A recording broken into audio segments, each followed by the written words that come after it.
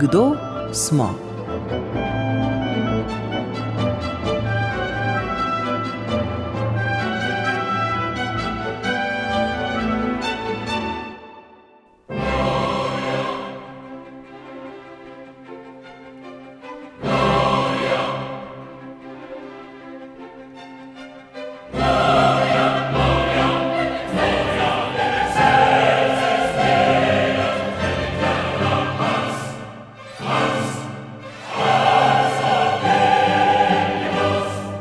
Frančišek Borgia Sedej je bil 10. in zadnji goriški nadškof slovenskega rodu ter hkrati ilirski metropolit.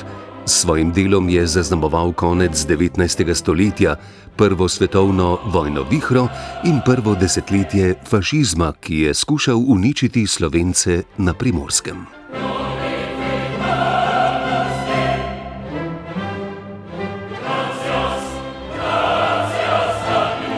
Bil je globoko narodno zaveden, a kot nadškof hkrati enako naklonjen Furlanom, Italijanom, avstrijskim Nemcem in vsem drugim narodom, ki so tedaj prebivali na Goriškem. Njegova modrost je pomagala ohraniti Slovence v najhujših časih italijanskega preganjanja na Primorskem, ko je fašizem prepovedal slovenske šole, pregnal učitelje in druge intelektualce. Tedaj je primorske duhovnike spodbudil, da so učili slovenske otroke pisati in brati v maternem jeziku in jim spodbujali zavest o narodni pripadnosti. Frančišek Borgia Sedej je ustanovil nadvse pomembno tiskovno založbo Goriško mohorjevo družbo ter uvedel več tiskanih in periodičnih publikacij, ki jih zaradi verskega predznaka fašizem sprva ni uspel prepovedati. Ustanovil je tudi več kulturnih društev in drugih organizacij za ohranitev slovenstva, med njimi Prosvetno zvezo in Zadružno zvezo.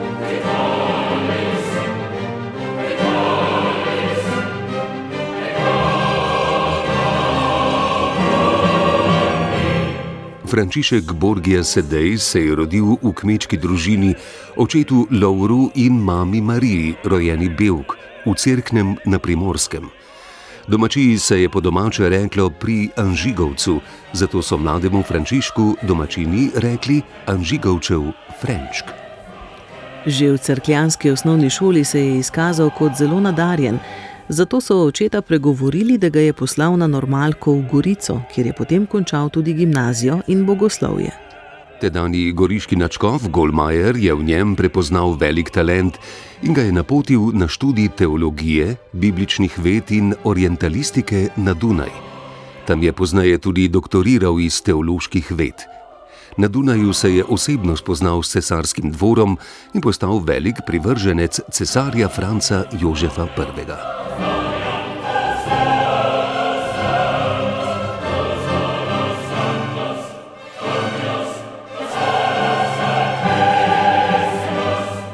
Frančišek se je konec stoletja vrnil v Gorico, kamor ga je pozval kardinal slovenskega rodu Jakob Misija. Postal je kanonik, stolni župnik in goriški dekan ter začel predavati na goriškem bogoslovju. V začetku leta 1906 ga je cesar Franc Jožef I. predlagal za goriškega nadškofa in metropolita Ilirskega, kar je sveti sedež potrdil in ga ustoličil. Tedaj ni še nihče slutil, da se bodo s prvo svetovno vojno goriški približali težki časi, po katerih nič več ne bo kakor prej. Življenje nadškofa Frančiška Borgia Sedeja je preučeval goriški rojak, zgodovinar dr. Renato Podberšič, sodelavec študijskega centra za narodno spravo v Ljubljani. Goriški nadškof Sedej je nedvomno ena najbolj markantnih osebnosti goriške zgodovine v zadnjih stoletjih. Torej, bil je nadškof, bil je ilirski metropolit, bil je kmečkega stanu iz Cerkna, torej sin goriške zemlje, torej goriške deželne zemlje. Umrl je kot goriški nadškof, bil je 10. goriški nadškof po vrsti in zanimivo zadnji Slovenec na tem položaju. Nekako nenapisano pravilo je bilo, da so goriške nadškofe pokopavali pod stolnico svetih Hilarija in Tacijana v Gorici. Je nekaj izjem in med temi izjemami je tudi nadškof Sedej. Nadškof Sedej je namreč želel si biti pokopan na glavni romarski točki in to je Sveta Gora. In nekako vedno je ostal zapisan med primorskim ljudstvom kot simbol boja proti italijanizaciji in seveda tudi boja proti fašizmu in tudi konec koncev žrtev le-tega. Če pogledamo, kdo je to bil. Bil je vsekakor, kot smo rekli, kmečki sin, sposoben človek, ki je potem po ljudski šoli v domačem Cerknem prišel v Gorico, kjer je obiskoval semenišče, potem bogoslovje, opravil torej teološki študij. Bil je potem tudi posvečen v duhovnika, konca avgusta 1877, kot mlad fant. Goriški nadškofje so zelo zgodaj in tudi njegovi predstojniki spoznali njegovo vsestransko delovanje, razgledanost, brihtnost, poznanje jezikov in so ga poslali na študij na Dunaj. Torej ni študiral kjerkoli, študiral na Dunajski univerzi, delal je doktorat iz teologije, ampak bival je pa v zavodu Avguštinej. Zavod Avguštinej je veljal pa za nekako kovnico visokih kadrov tedanje monarhije, ki je nominalno tudi po vzoru tedanjega cesarja bila seveda zelo katoliška dežela. Konec koncev je imel cesar tudi njegovo cesarsko kraljevo apostolsko visočanstvo naziv. In tam je škof Jakob Frindt, potem tudi ime te ustanove Augustineum ali Frintaneum, leta 1816 oziroma 1817 ustanovil ta vzgojni zavod. In to lahko rečemo le prava kovnica avstrijske višje duhovščine. Torej, če gledamo po avstrijskih škofijah različnih tistega časa, govoriva o 19.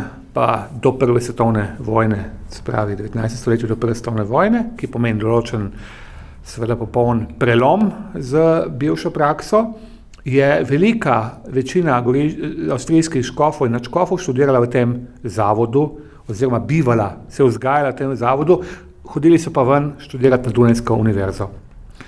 Tukaj je opravil doktorat in je potem se vrnil se za nekaj kratkih let v Gorico, da je potem tukaj predaval, kajti ne smemo pozabiti, Gorica je imela takrat že nekaj desetletij, točneje 1816 je bilo v Gorici ustanovljeno veliko ali centralno semenišče, central seminar po nemško, kjer so se šolali vsi kandidati iz Ilirske metropolije, morda bo v nadaljevanju povedala več o tej cerkveno-upravni enoti, razen Ljubljane. Torej samo Ljubljana je imela organiziran svoj cerkveni, torej teološki študij. Vse druge škofije, in tukaj govorimo o goriški nadškofiji, govorimo o tržaško-koprski škofiji, govorimo o poreško-puljski škofiji in škofiji na otoku Krku. Mimogrede, škof na Krku je postal njegov, bomo rekli, nekdanji profesor, kolega Anton Mahnič. Vračamo se spet torej v centralno semenišče, ki je bila taka, kaj bomo rekel, kozmopolitska ustanova. Seveda je vzgajala duhovnike iz Ilirske metropolije, smo rekli razen Ljubljane. Bila je večnacionalna ustanova, bilo je tukaj veliko Slovencev, Italijani, Furlani, bilo je kakšen Nemec tudi, Hrvati tudi iz Istre, iz otoka Krka in pa vedno tudi nekaj Čehov, zlasti Moravcev, ki so ob sredi in ob koncu 19. stoletja prihajali na ta jugozahodni del monarhije kot neke vrste duhovna pomoč.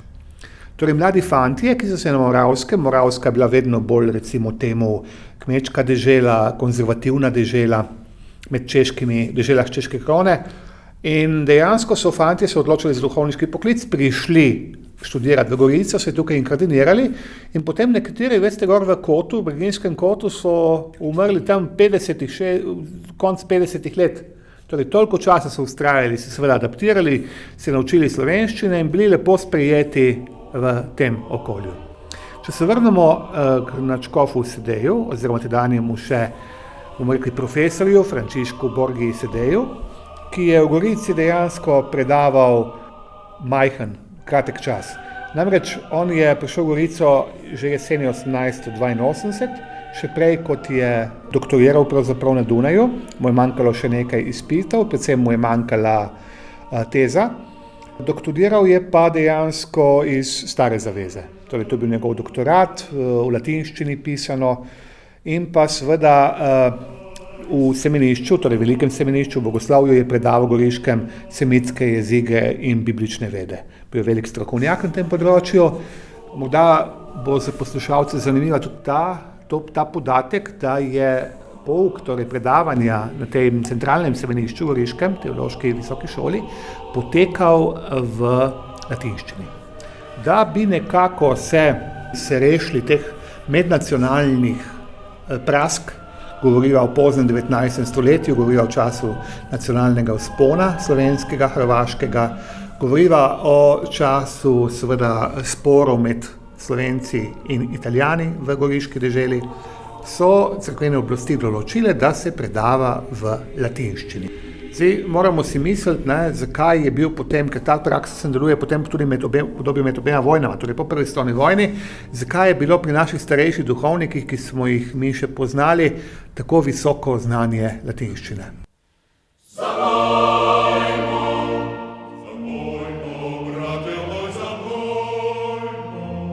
Potem se on dejansko odpravi po nekajletnem predavanju v Gorici, ponovno na Dunaj, in je nekako, ko bi temu rekli, vzgojitelj. Torej vzgojitelj in tudi pedagoški sodelavec v tem omenjenem zavodu, kjer je imel že osebno izkušnjo iz časa študija. In po funkciji, ki jo je opravljal, je bil tudi hkrati dvorni kaplan na dvoru Habsburžanov. Nominalno zelo katoliške družine in tako naprej. Torej, kaj pomeni? Na Škof Sedej je imel on dejansko prost dostop do cesarja in cesarske družine. Zdaj, nekatera pričevanja, dokumentov še nisem videl, pravijo o tem, da je bil tudi osebni spovednik nekaterih članov cesarske rodbine, torej dobro zapisan na dvoru. Zakaj je to pomembno? Pomembno je, da to vemo, ker je pozneje, ko je prišlo do vprašanja nasledstva, bil on izbran za goriškega nadškofa. Namreč moramo se povrniti čas 120 in več let nazaj, čas Rajnke Avstrije, kjer je imel pravico cesar izbirati goriške škofe, torej ne samo goriške, tudi veto bi lahko dal papež.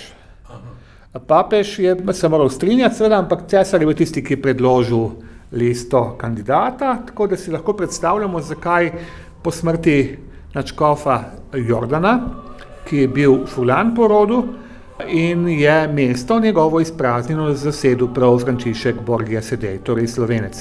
Veste, v tistem času ni nobena posebnost to bila.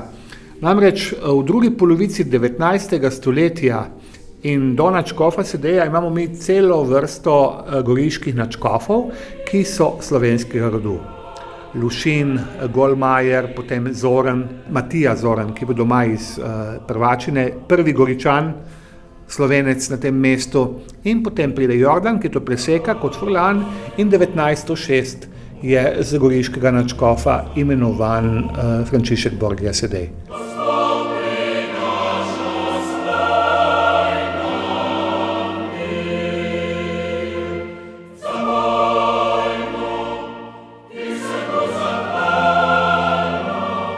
Kot sva rekla že uvodoma, bil je 10. goriški nadškof. Zdaj boste morda vprašali, zakaj goriška nadškofija. Recimo Ljubljana v tistem času, Trst pa Krk, to so vse škofije. Gorica pa Videm sta nadškofiji, ker sta dediča Oglejskega patriarhata. Oglejski patriarhat je formalno ukinjen 1751 in nastaneta dve nadškofiji. Tako na eni strani nadškofija v Gorici za avstrijski del nekdanjega Oglejskega patriarhata, na drugi strani pa Videm za nekdanji oziroma italijanski del Oglejskega patriarhata. Zakaj se reče goriško-gradiščanska? Zaradi tega, ker so turbulentni časi cerkvenih reform in je seveda leta 1788 v času reformnih prizadevanj tedanjega cesarja Habsburškega Jožefa II., ki je bomo rekli, delal tudi neumne reforme, cerkveno-upravne znotraj cerkve, in je leta 1788 ukinil goriško nadškofijo, jo potem ustanovil v Gradišču ob Soči, Gradiška Dizonco, in njegov naslednik in brat Leopold II. Je to spet ponovno združil, ponovno prenesel sedež škofijski nadškofijski Gorico in je od takrat naprej škofija se imenovala Goriško-gradiščanska. No, če se vrnemo spet k nadškofu Sedeju. Nadškof Sedej je bil pravzaprav nadaljevanje tistega časa, ko sva ga prej omenila v času njegovega študija. Ne? Še bolj se razplamtijo nacionalni boji, slovenstvo postaja vedno močnejše. Ne smemo pozabiti, da recimo 2/3 prebivalstva njegove škofije je bilo Slovencev. To pomeni približno 66-67% je bilo Slovencev, bili so pa pomembno zastopani tudi drugi katoliški narodi znotraj dežele. Naj bi izpostavil tukaj Fuglane, Italijane, pa tudi manjšo nemško prisotnost. Je pa treba upoštevati še eno zadevo, in sicer, da je bil nadškof v mestu, ki je bilo seveda večinsko katoliško, ampak z močno, predvsem pa gospodarsko močno, uspešno, vplivno, judovsko pa protestantsko prisotnostjo. Zanimivo, obe prisotnosti sta danes praktično jih ni več. Judovska je bila izbrisana leta 1969, ko se goriška judovska skupnost ukine in so ti ostanki goriškega judovstva združeni s tržaško. Protestantska skupnost še obstaja v Gorici, ni več to augsburška, kot je bila v času Sedeja, ustanovljena leta 1864, ampak je to danes metodistična skupnost, ki dejansko obvladuje tistih nekaj desetin goriškega protestantskega življa. Torej, povrnemo se v čas nadškofa Sedeja, čas nacionalnih bojev, slovenskega vzpona, čas, ko Slovenci dajejo, slovenski duhovniki, pomemben pečat goriški nadškofiji, goriški deželi. Prej smo omenjala goriško bogoslovno semenišče. Tudi v njem so bili znameniti profesorji Janez Nepomuk Hrast ali pa Štefan Kocijančič, vipavski rojak, človek, ki je znal enih 20 ali pa še več jezikov, človek, ki je pesnil v latinščini, grščini, hebrejščini, pa še kakšnem eksotičnem jeziku. Skratka, v tem okolju je deloval nadškof Sedej, okolju, ki je seveda imelo tudi močan italijanski liberalni vpliv, ki je bil protikatoliški, protiavstrijski in protislovenski. Torej, ki si je zelo odkrito prizadeval, ali bolj ali manj odkrito, tudi zaradi posegov zunanjih avstrijskih oblasti, za združitev s Kraljevino Italijo. Torej, dokončan proces risorgimenta, združevanja Italije. Ta proces, ki se dejansko potem zaključi s Prvo svetovno vojno.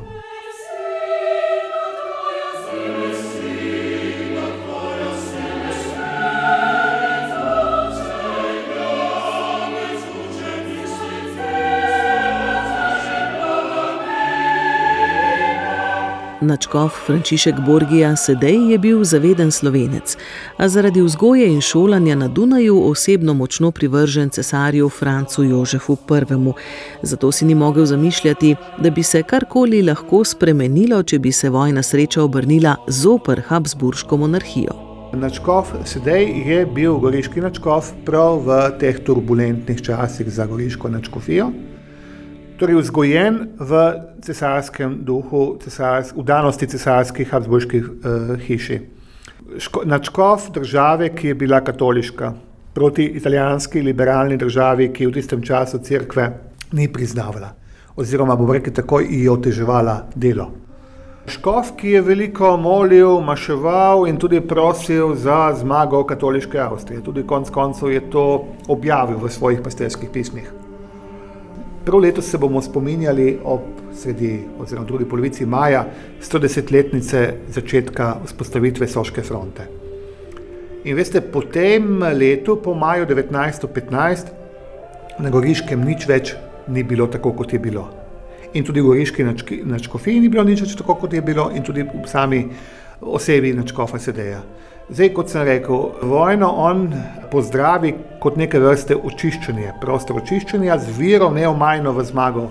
Govorilo je to 14.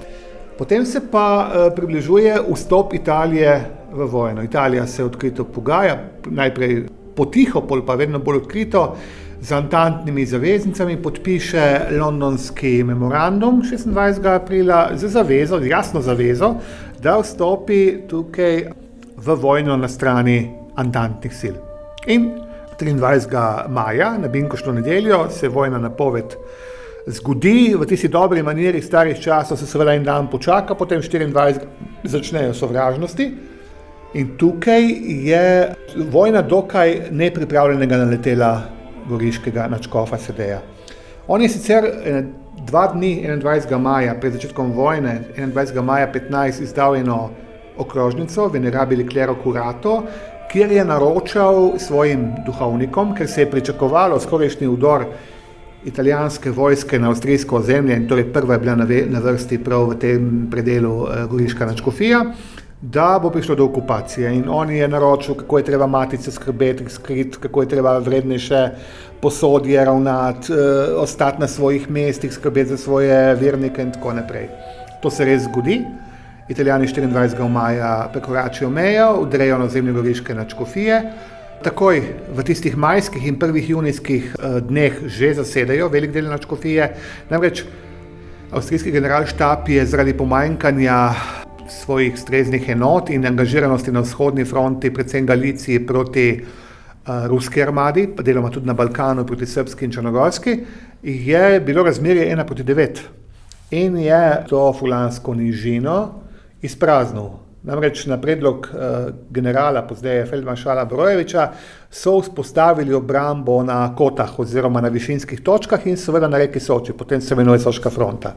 S tem so odstopili sovražniku v nižino in seveda velik del župnij, ki so ležale predvsem na desnem bregu reke Soče, to pomeni Furlanija, Bizjakija, torej ta predel okoli Molfankona, Tržiča, in pa seveda del Bovškega in pa Breginski kot s Kobaridom in pa seveda srednje Posočje, predvsem pa Goriška Brda. Vse to zasedajo Italijani. Zdaj, nadškof Sedej je vztrajal v Gorici. Se pravi, od začetka vojne, 24. maja, ko Italijani prekoračijo mejo, konec junija se že Gorica znajde pod udarom italijanskega topništva, tudi granate padajo na nadškofijo, torej na nadškofijsko palačo. 27. julija 1915 je v svoji privatni kapeli še posvetil 5 bogoslovcev, 5 Slovencev, potem se je pa umaknil iz nadškofije.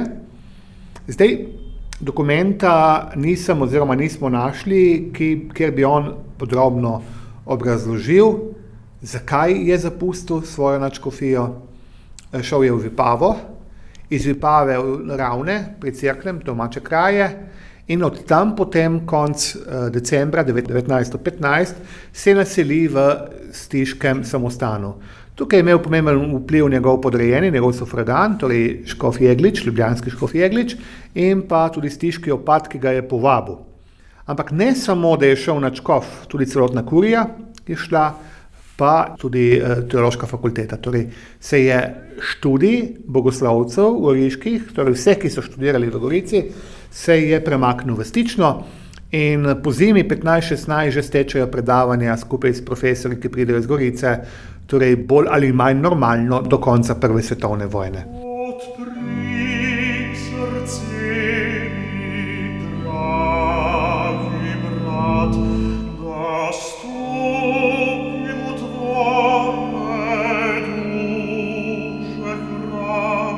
Življenjem v begunstvu v Stični je tudi nadškof Sedej delil usodo vseh goriških rojakov, ki so morali zaradi fronte zapustiti svoje domove in se začasno naseliti na nižje avstrijskem, pa tudi na Dolenjskem, največ v okolici Novega mesta. Zaskrbljeno je spremljal dogodke na Soški fronti in z avstrijsko-nemškim prebojem fronte v 12. ofenzivi dobil žarek upanja, ki pa ni trajal dolgo. Nadškof Sedej potem vztraja v Stični dobri 2 leti, do marca, sredine marca 1918, ko se ponovno vrne v Gorico. Vmes seveda piše, bodri, tudi obiskuje goriške begunce. Namreč veva, da Prva svetovna vojna je sprožila pomemben begunski val. Tukaj se okoli skoraj 100 000 naših prednikov umakne v begunstvo. Po različnih deželah, različnih begunskih taboriščih, na Krajinskem, na Štajerskem, pri posameznikih, sorodnikih, prijateljih, kar tako so nastanjeni goriški begunci. No in tukaj se goriški nadškof trudi zanje, posreduje pri deželnih in pa državnih oblasteh zanje, še bolj pa seveda posreduje z oblastjo, da bi olajšal življenje našim beguncem, pa tudi emisarije svoje pošilja. Zdaj, problem je, kaj bi bilo v Gorici z njegovim naslednikom. Namreč on ne imenuje jasno z nekim dekretom svojega naslednika. To vlogo je opravljal, bomo rekli, duhovni goriški Francesco Franc Kastelic, ki je bil Italijanaš, eden tistih, ki je prestopil na drugo stran že pred Prvo svetovno vojno, čeprav ima evidenten slovenski priimek, ki je deloval v italijanski stvarnosti in potem tudi po vojni pristal v naročju italijanskega nacionalizma. No in on je bolj ali manj deloval kot neke vrste opolnomočenec nadškofa Sedeja v goriški nadškofiji, zlasti v samem Gorici, ki se je pa po eni strani izgubljala prebivalstvo, po drugi je pa vedno bolj bila pod udarom italijanskega topništva. Govoriva z leto 1915, predvsem pa 16 pa 17. Vemo te 11 soških ofenziv, ki je bolj ali manj se dotaknilo tudi Gorice, zlasti 6, ko italijanske enote vkorakajo v Gorico, dobijo tam morda desetino, mogoče 15% predvojnega prebivalstva, ko italijanske vojaške in tudi civilne oblasti hočejo ali želijo olajšati to življenje civilnega prebivalstva, ki se bolj ali manj pomakne v katakombe, torej podzemne prostore, zlasti v kleti. Tukaj igrajo izredno pomembno vlogo goriške uršulinke, veliko Slovenk med njimi, ki sicer del svojega personala umaknejo v Trnavo na Slovaškem, umaknejo pa tudi v Škofjo Loko, po Ljubljano, ampak velik del jih ostane in skrbijo predvsem za civilno prebivalstvo v tem obleganem mestu. In to se ne spremeni tudi potem, ko italijanska vojska vkoraka ostaje v Gorici, da pa vemo o njih veliko, je pa to, ker je dejansko so pisali dnevniške zapise, ki so danes ohranjeni in tudi objavljeni, tako da vemo, kakšno turbulentno življenje je bilo v Gorici med Prvo svetovno vojno. Potem se vojna približuje koncu, seveda tukaj nadškof Sedej hoče delovati spravno, povezovalno. Njegova mantra je, da je on nadškof vseh svojih prebivalcev, ne glede na narodnost. To kaže tudi njegove, bom rekel, poslanice, pastirska pisma, ki jih piše v Prvo svetovno vojno. Recimo en tak pokazatelj je podpis Majniške deklaracije leta 19, 17, 18, ki je jasen slovenski nacionalni program, ampak nadškof Sedej, kljub temu, da je bil naprošen in jo je recimo tržaški škof Karlin podpisal. On je bil tudi tisti, ki je v imenu slovenske politike prišel do nadškofa, svojega predpostavljenega Sedeja, pa Sedej je rekel, ne, jaz sem predstojnik oziroma jaz sem na čelu škofije, ki ima različne narodnosti in jaz ne bom podpiral tega, bom rekel, slovenskega nacionalnega programa. Kot kaže, ga je podpiral nominalno, ne pa s tem, da bi podpisal Majniško deklaracijo. Potem pride konc vojne, še prej je prodor pri Kobaridu, jesen 1917, ki se ga nadškof iskreno razveseli. Seveda je to za njega božja zmaga s pomočjo avstrijskega orožja, oziroma avstrijsko orožje je zmagalo s božjo pomočjo. Tukaj si dobil eno črno piko veliko pri povojnih italijanskih oblasteh v Gorici. Potem pa konc vojne, razpad Avstrije, razpad tistega, kar je on verjel in deloval desetletja svojega življenja. Avstrija postane republika, cesar gre v egzil, predvsem pa pride italijanska država na Goriško. V prvih dneh novembra so Italijani tukaj, povabijo oziroma prosijo, prisilno prosijo, bova rekla, da bi tudi on zapel zahvalni Tedeum, torej zahvalno mašo za konec vojne in zmago Italije. On je to odklonil in seveda potem se začnejo njegove težave.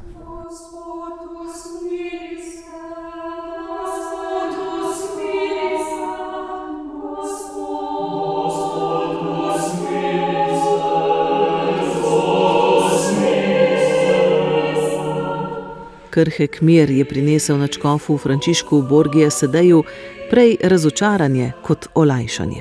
Po tej vojni nič več ni bilo tako, kot je bilo prej. Dejstvo je, država razpade, pričakovanja politikov in tudi javnosti, tudi preprostih ljudi so bila, da bo tukaj nastala vendarle neka južnoslovanska država. Duhovniki so polagali v upe, ki so bili izobraženci, da pač ne bomo prišli pod Italijo. Italija je uveljavljala določila londonskega memoranduma iz 1915, zasedla ozemlje praktično do Logatca in pokazala, da tukaj misli ostati. Kmalu se začne pregon slovenskih intelektualcev, dohtarjev, pravnikov, učiteljev predvsem, železničarjev, javnih uslužbencev, skratka tega intelektualnega dela, narodove prisotnosti na Primorskem, ostanejo pa duhovniki. Torej, duhovščina je ves ta čas in ta duhovščina najde zaslombo prav na škofu Sedeju, delovala za narodov Bragov. Kaj je tukaj še zanimivo za poudariti? To, da med duhovniki praktično ni bilo odstopanj. Mi lahko danes na prste ene roke preštejemo tiste, ki so opustili slovenstvo. Torej je ta binom vera, narodnost izrazito močna, prisotna v 20 in 30 letih na Primorskem pod italijansko upravo. Italijani pridejo novembra 1918, ampak šele novembra 20 z Rapalsko pogodbo dobijo mednarodno pravno to ozemlje v trajno last in posest, kot so verjeli, da bodo delovali in ostali tukaj za vse večne čase. Torej, prvi val slovenskega življa, zlasti intelektualcev, je leta 18, potem drugi val po podpisu Rapalske pogodbe in potem se stvari še zaostrujejo, tudi zaradi italijanskih gospodarskih, socialnih pritiskov.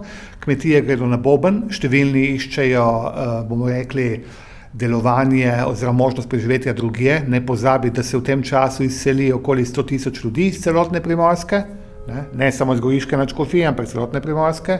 To pomeni okoli 70 000 v Kraljevino Jugoslavijo, oziroma Kraljevino SHS, potem Kraljevino Jugoslavijo, lep del, več kot 20-25 000 v Južno Ameriko, zlasti v Argentino, nekaj tukaj Urugvaj. In seveda tukaj je pomembna vloga lokalne, torej krajevne goriške duhovščine.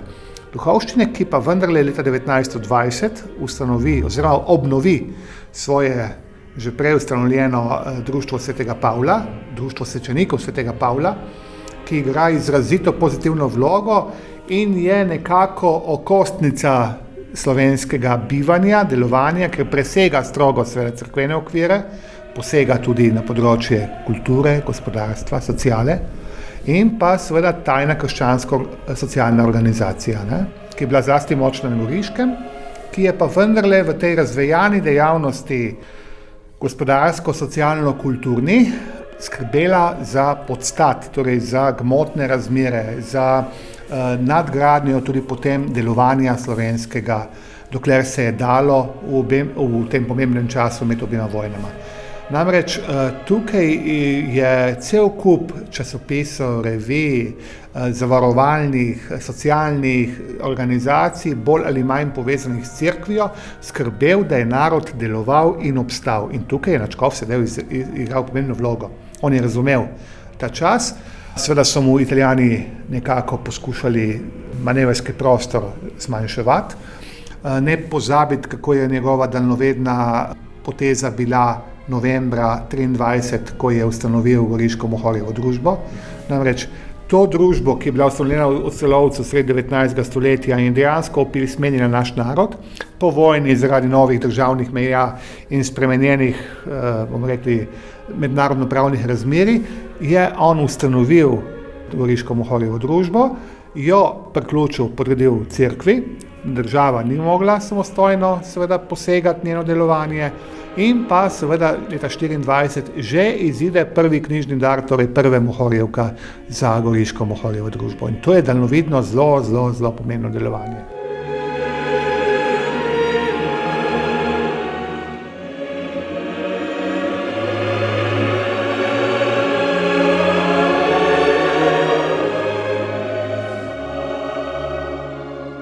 Torej, s tem delovanjem, podpiranjem narodno-obrambnih sil, svoje cerkvene duhovščine, torej goriške slovenske duhovščine, ki je bila vendarle narodno-obrambno zelo zapisana in agilna in pravzaprav so bili duhovniki v tem času eni redkih izobražencev, približno 300 duhovnikov, vseh drugih intelektualcev, vključno z doktorji, je bilo pa mogoče 50, pod Italijo v tistem času, v Julijski krajini, torej na Primorskem izza Rapalske meje. Tako da to je treba vzeti v poštev, ko vidimo, zakaj se italijanski gnev tako proti njemu dviguje. Lokalne politične oblasti, del duhovščine, tudi se v letih 25-26 spravi na njega. Prej sva v prvem delu že omenjala Francesca Castellica, tega poitalijančenega našega krajinskega rojaka, ki pa vendarle stopi v službo italijanskega nacionalizma. Leta 25 vodi zelo močno agitacijo za odstavitev Sedeja iz Gorice. ampak zadeva ni šla skozi. Celo tako daleč je šlo, da je Vatikan te 3 duhovnike s Kastelicem na čelu, ki so to počeli, cerkveno kaznoval. Torej v tem času ima očitno nadškof Sedej še močno podporo v papežu Piju XI. Potem pa se začne približevanje počasi med papežstvom oziroma cerkveno državo, ki je do takrat živela neke vrste ilegali, kajti vemo, da se je po letu 1870, ko je bila ukinjena cerkvena država po dobrem tisočletju in se je tedajni papež Pij IX razglasil za vatikanskega jetnika in so tukaj bile razmere zelo napete med liberalno italijansko državo, italijansko savojsko dinastijo na čelu te države in pa papeštvom. Pride Mussolini seveda hoče tukaj dobiti cerkev na svojo stran, podpiše lateranske pogodbe februarja 1929, cerkev dobi veliko avtonomijo na eni strani, na drugi strani pa seveda tudi država močneje posega v cerkvene ureditve. Moramo upoštevati, da v tem času izdaja prav navodila svojim sufraganom, torej podrejenim škofom in pa tudi svojim duhovnikom, nadškof Sedej, da je treba seveda otroke poučevati v materinem jeziku. Torej, da je treba z otroki se pogovarjati, bi rekel v tem primeru slovensko, ker je materin jezik na Primorskem v tem času mišljena slovenščina seveda. In cerkev si dejansko s tem pridobi močno avtonomijo. Namreč tisto, kar ni bilo možno v šoli, in tukaj zaradi zlizanosti cerkve in države bi naši duhovniki lahko vstopili v javno šolo. Bi potem tudi plačani kot državni službenci, kot učitelji, ampak bi morali poučevati v državnem jeziku. Ja, seveda. Tukaj imamo pa srečo nadškofa Sedeja v Gorici in škofa Fogarija, ki je bil Furlan oziroma delno slovenskega rodu, tudi iz Krmina, torej okolice Gorice. Bil je potem tudi, poznal je stvarnost v naši kraji, to na Primorskem, je bila dejansko zacementirana, vzpostavljena in te farne ali cerkvene šole, župnijske šole, bi rekli, so dejansko bile edini ostanek slovenskega šolstva, ki je preživel fašistični režim do leta 1943.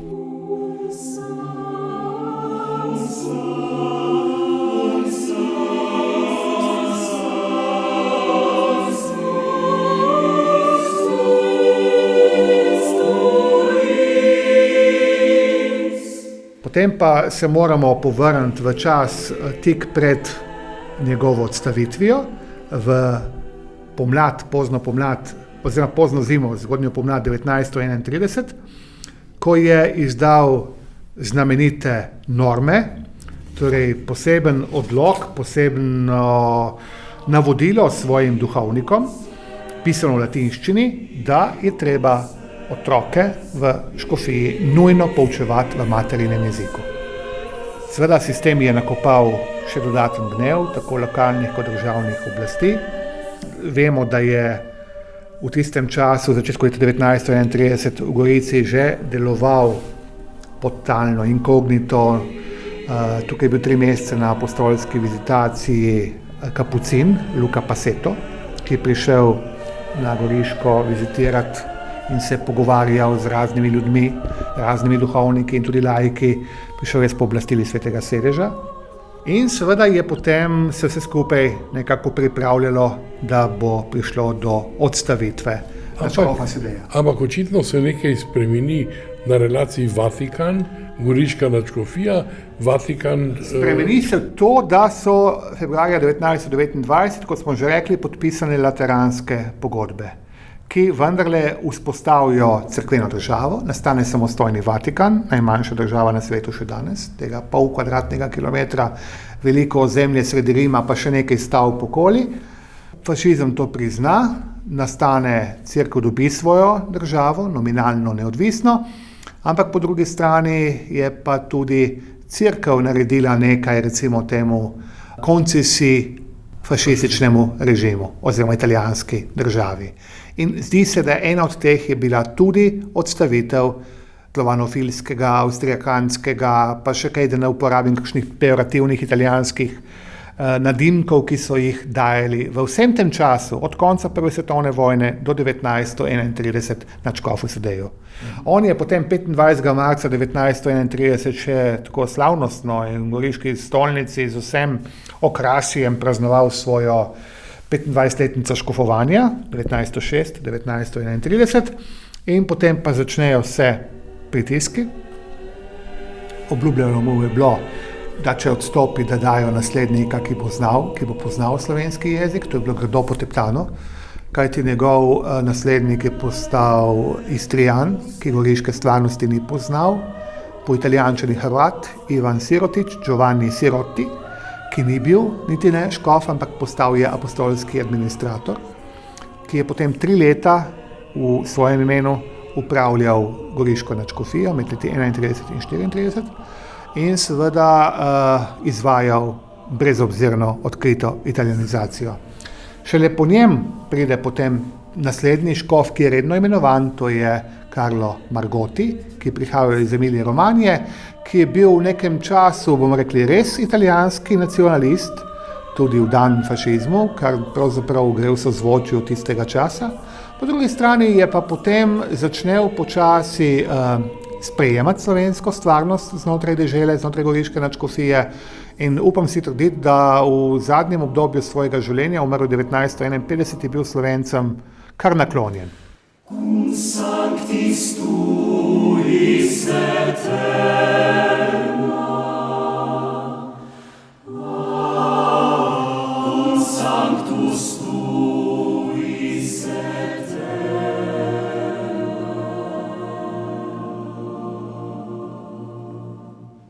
No, če se vrnemo spet v zadnje leto življenja nadškofa Sedeja, on je seveda praznoval, kot smo videli, 25-letnico škofovanja in potem seveda pride uničujoče poročilo vizitatorja Luke Passeta in konec oktobra je nadškof Sedej prisiljen odstopiti z mesta goriškega nadškofa. V tem primeru tukaj, jaz sem bil ves čas prepričan, da so goriški lokalni fašisti bili tisti, ki so spodbudili in zahtevali odstop nadškofa. Zdaj pa vidiva, da je to dejansko... Lokalni fašisti so zahtevali, najprej prosili, potem skoraj da grozili, potem so našli podpornike tudi znotraj goriškega klera, torej goriške duhovščine, italijanske seveda. Kot sva uvodoma povedala, Slovencev, ki bi prestopili na drugo stran, je bilo zelo malo, manj kot na prste ene roke. In tudi Italijani in Furlani, zlasti Furlani, je imel konsenzualno podporo, torej so ga Furlani zelo podpirali, ker so videli njegovo iskreno zavzemanje za vso stvarnost, vse narode in narodnosti znotraj goriške nadškofije. Zdaj ta odstop, do katerega je prišlo konec oktobra 1931, je njemu strl srce. Ampak od toga je dobesedno prisilil papež, če tako rečemo. Lahko bi pa tudi laično temu tako rekli, seveda.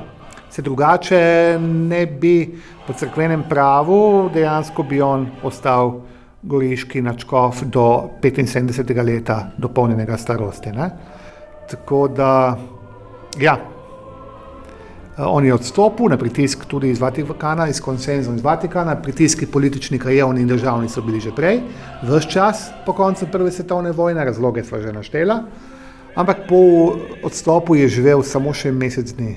Umrl je že 25. novembra 1931, torej en mesec je bil recimo temu v nadškofovskem pokoju, si je pa za časa življenja želel biti pokopan na romarski Sveti gori, tam so ga pokopali za glavnim oltarjem in tam še danes počiva.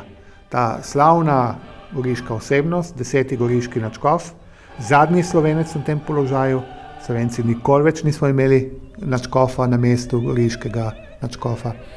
In seveda tudi velik trpin, če pogledamo iz tega njegovega življenja, ki smo ga nakratko predstavili. Ja, potem pride druga svetovna vojna, ko se itak pa vse spremeni. Meja, ki loči Gorico od ostale Primorske. Torej, po smrti goriškega nadškofa Sedeja v letu 1931 se stvari samo zaostrujejo. Pride do okrepitve fašističnega pritiska, nacionalističnega, šovinističnega, pride do vojne v Etiopiji, pride do pojačanja izseljevanja Primorcev, kam so odhajali, smo že prej povedala, potem pride druga svetovna vojna, še prej ustanovitev imperija, zasedba Abisinije oziroma Etiopije. Leta 1940 Italija vstopi v drugo svetovno vojno na strani sil vsi, torej nemških in tudi japonskih zaveznikov, in seveda potem napade Jugoslavijo, si jo vsaj del priključi, Ljubljansko pokrajino in še kaj drugega. Potem pa pride, kot vemo, do razpada Italije, ampak v vsem tem času je bila goriška duhovščina od slovenskih dekanov do zadnjih vaških kuratov in vikarjev neodmajno privržena delu za narod, za Boga in za narod.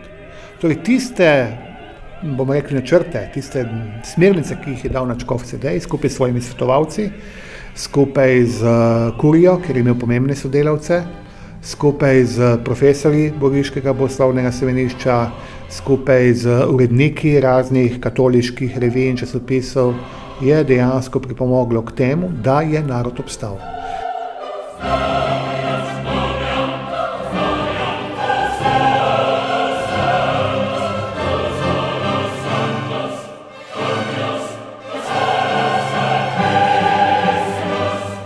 To je bila oddaja Kdo smo?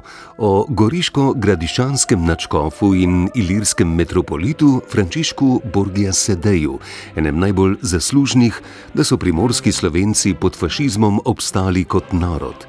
Sogovornik je bil goriški zgodovinar dr. Renato Podberšič, sodelavec Študijskega centra za narodno spravo v Ljubljani. Oddajo sva povezovala Igor Velše in Mateja Perpar. Tonski mojster je bil Janez Ahlin, avtor oddaje je Ivan Merljak. Oddaji lahko spet prisluhnete prek spletnih strani Radiotelevizije.